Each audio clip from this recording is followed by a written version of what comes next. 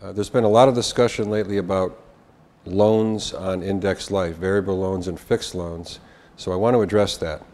What we're used to on the choice product until very recently was a fixed loan provision where the interest rate charged of 6% was also the same interest rate credited to the borrowed funds when preferred loans are available in the beginning of the 11th year. Now recently we had a variable loan put into the program. My take on variable loans has always been this.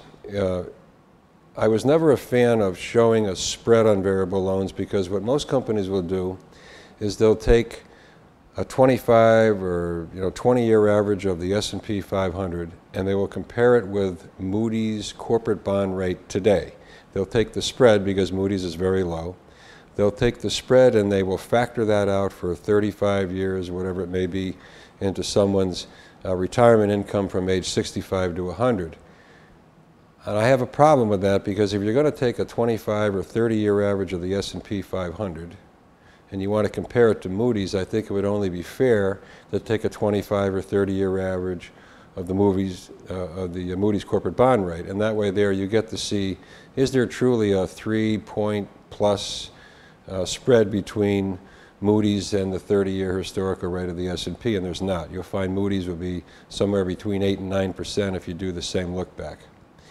But in the variable loan product that we're using, or the variable loan provision that we're using in the choice product, the upside potential of what Moody's can go to has been capped. It's capped at 6.5. So what we have is we don't have to worry about a 30-year average of the Moody's corporate bond rate anymore. We know regardless of where Moody's goes, the interest rate charged on the loan can never exceed 6.5% because of the cap. Well now, if we show a spread between the current rate of the S&P 500 that we're using for the historical rate on the current assumptions, and we take the worst case scenario of 6.5, we would come out with a 2+ spread that is believable and conceivable because Moody's can't escalate beyond the cap, which is set at 6.5. So looking at a variable loan with a cap, I'm in favor of.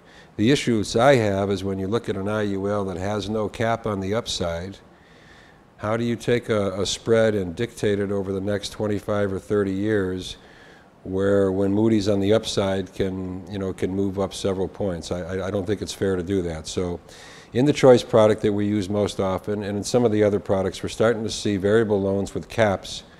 And those, of course, I'm in favor of because I believe the spread is believable and conceivable and will give a true yearly income when somebody's going to start taking distributions from the life contract.